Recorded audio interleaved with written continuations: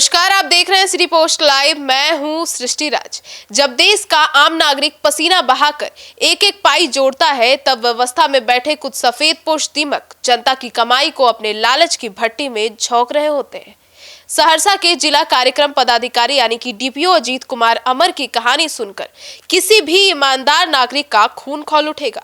जब पाप का घड़ा भरा तो शुक्रवार ईओयू की टीमों ने इसके 4 ठिकानों पर एक साथ धावा बोल दिया। और सोचिए, ईओयू की छापेमारी में ऐसा नजारा सामने आया जिसे जानकर आप भी हैरान हो जाएंगे। आइए जानते हैं पूरी कहानी हमारी सहयोगी मुस्कान से। मुस्कान, किन किन ठिकानों पर छापेमारी हुई और क्या नजारा सामने आया? देखिए, रोज हम लोग पढ़ ही रहे हैं कि ईओयू ने छापेमारी की, यहाँ से ये मिला, निष्कासित हुआ, लेकिन लोग तब भी नहीं रुक रहे हैं। शुक्रवार सुबह 8 बजे से ही ईओयू की टीम अलग अलग जगह में स्थानीय पुलिस के सहयोग से डीपीओ अजीत अमर के साम्राज्य को ध्वस्त करने के लिए एक साथ 4 ठिकानों पर रेड मारती है। सिवान में डीपीओ का जो पैतृक गांव है, वहां टीम सुबह 9 बजे पहुंची तो घर के बाहर बड़ा सा ताला लटका हुआ मिला था। आखिरकार सुबह 11:30 बजे के आसपास ताला तोड़कर खुलवाकर घर के भीतर तलाशी शुरू की गई। सहरसा का जो नया बाजार है, यहाँ डीपीओ के किराए के मकान, उनके सरकारी दफ्तर में ईओयू की टीम ने एक साथ धावा बोल दिया। दफ्तर के कर्मचारियों को रोककर उनसे तीखे सवाल पूछे गए, विभागीय फाइलें खंगाली गई। फिर छपरा गंडक कॉलोनी, वहां उनका सरकारी आवास है, वहां सुबह 8:30 बजे पुलिस के साथ ईओयू टीम पहुंची, जहां बैंक खाते वित्तीय दस्तावेज को कब्जा में लिया गया। छापेमारी के दौरान आपको बता दें, अफसरों की आंखें फटी की फटी रह गई, जहां उन्हें 27 लाख रुपए कुल वेतन पाने वाले इस अफसर के खाते में करोड़ों के संगीन लेन देन, बेनामी जायदाद के सबूत मिले। मतलब कि मुस्कान केवल 32 महीने की नौकरी में 3 करोड़ रुपए से भी अधिक संपत्ति बना ली। मतलब कि ये तो पूरा काला साम्राज्य खड़ा कर रखा है उन्होंने। बिल्कुल, देखिए आपको अभी हम और भी कुछ खुलासा करते हैं। देखिए समझिए, सरकारी तंत्र में बहती घुसखोरी की गंगा में इनसे नग्न नजारा क्या होगा। देखिए, छपरा में पोस्टिंग के दौरान अजीत अमर की कुल संपत्ति या सैलरी अगर हम खाली माने तो 27,43,000 आसपास बन रही है। लेकिन जब जांच एजेंसियों ने बैंक खाते के पन्ने पलटे तो उनके पत्नी पूजा कुमारी के खाते में 2,51,61,06,000 रुपीस का भारी भरकम लेन देन मिला। ये आंकड़े तो केवल वो है जो बैंकिंग चैनल, मतलब समझिए बैंक के खाते से बैंकिंग ऑनलाइन हुआ है, और जांच सीमित अनुमान नहीं है। समझिए, अगर ऑनलाइन अगर कोई इतना लेन देन कर रहा है तो उसके पास कैश कितना होगा। और आपको बता दें, इसकी काली कमाई का असली आंकड़ा है 3 करोड़ रुपए तक, मतलब वो पार हो चुका है, 3 करोड़ पार हो चुका है। अपनी ज्ञात और वैध आय की तुलना में अधिकारी के पास 72 जो प्रतिशत है, परसेंटेज है, उतना ज्यादा बढ़ चुका है। 62 लाख रुपए से सीधे अवैध संपत्ति का मामला दर्ज हुआ है।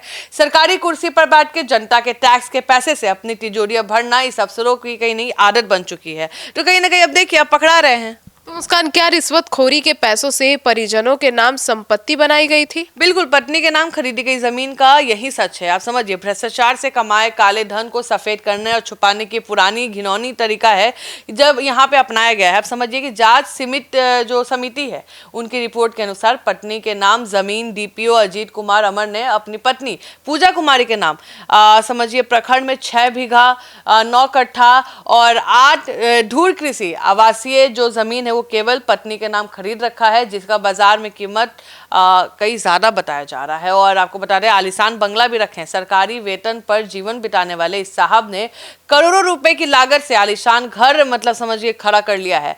और भ्रष्टाचार की रकम केवल अपने तक सीमित नहीं रखी है, बल्कि रिश्तेदार, परिवार के अन्य सदस्य के खाते में भी अवैध लेन देन का नेटवर्क फैलाया गया है, जिसकी जांच की सिफारिश 5 सदस्य समिति ने की है। और आपको बता दें कि अभी इसका और बड़ा खुलासा होने वाला है। मुस्कान, एक ठेकेदार से 12,50,000 की रिश्वत मांगने और ब्लैकलिस्ट करने की धमकी का पूरा विवाद भी था। तो क्या था ये? देखिए, शिक्षा विभाग को अपनी जागीर समझने वाले डीपीओ ने वेंडर कार्य और ठेके बांटने के नाम पे खुलेआम उगाही का धंधा चला रखा था और रिश्वत की मांग की थी। ठेकेदार रवि कुमार राम ने जिला लोक शिकायत निवारण कहीं ना कहीं लिखित शिकायत दर्ज कराई थी। शिक्षा विभाग में वेंडर का काम दिलाने के बदले डीपीओ ने 12.5 लाख के आसपास रिश्वत मांगी थी। डिजिटल और कैश का खेल भी होता था। आप समझिए कि जो शिकायत करता है, उन्होंने बोला कि 10.5 लाख रुपए नकद और बाकी का जो पैसा है वो डिजिटल ट्रांसफर के जरिए डीपीओ के परिवार, उनके करीबियों के खातों में भेजा जाता था। और साथ ही आपको बता दें, जब काम नहीं मिला तो ठेकेदार ने अपने पैसे वापस मांगे तो इस भ्रष्ट अफसर ने अपनी पावर का ढोल सिखाते हुए ठेकेदार को ब्लैकलिस्ट करने की धमकी दे डाली। विवाद बढ़ा तो साहब ने समझिए कि 1.53 लाख रुपए लौटाए, लेकिन 10.5 लाख रुपए से अधिक दबाकर बैठ गए।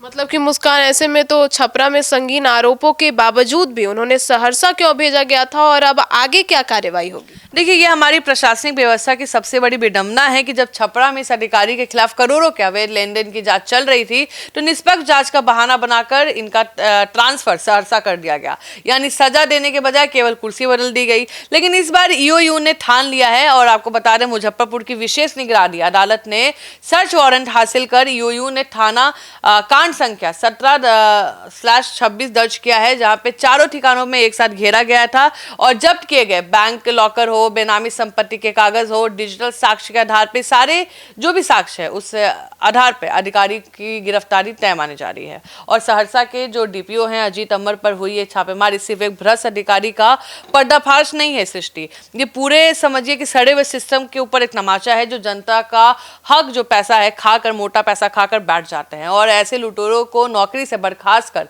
जेल की सलाखों के पीछे समय तक नहीं भेजा गया तो कहीं ना कहीं बड़ा दिक्कत होगा। जी। तो मतलब अब ये जो पूरी निगरानी है और ये सब कुछ अब देखना होगा कि आगे क्या होता है। फिलहाल ईओयू की ये जो कार्यवाही है ये केवल शुरुआत है और अंजाम तो अब होगा जो आने वाला समय ही बताएगा। अब आपकी क्या राय है कमेंट सेक्शन में जरूर बताइएगा। धन्यवाद।